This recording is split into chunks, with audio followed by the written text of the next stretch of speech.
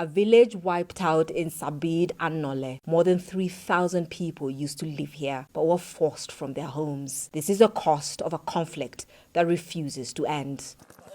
Somali forces recently pushed into this part of Lower Shabelle, retaking it from Al-Shabaab. Army commanders say fighters dug a network of tunnels beneath the villages to mount attacks.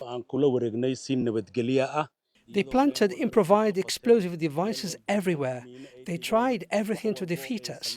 They even tried to flood villages with water from the river, but they fled through the tunnels when we were approaching. The Shabelle River Valley is Somalia's breadbasket. It has the potential to feed millions, yet the conflict means it doesn't produce much at all. Vital bridges linking farming communities have been blown up. The government and international partners are working to repair them. We've come to another village farther south.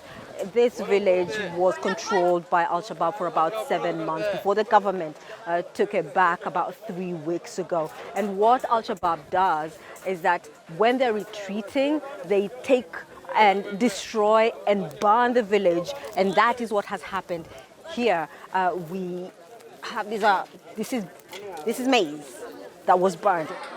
Some people are returning, but they're coming home to nothing. It is a disaster. I stayed behind when everyone ran. The fire started in one area. 6 of us tried to stop it, but we also had to flee. I later went to a camp for displaced people in Mogadishu. I've just came back, but I don't know where to start. Many of the displaced are still in camps like this one, many kilometers away. These families arrived a few days ago, fleeing not only Al-Shabaab, but also inter-clan fighting in newly liberated areas. Fighting between subclans started in my village. We couldn't go to the farms, we couldn't fetch water.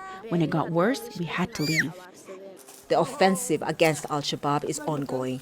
Somali forces, backed by African Union troops, have recaptured vast territories long held by the armed group. But a resurgence of fighters in some of those areas is raising fears once again. People here say they want to return home, but don't know if it's safe.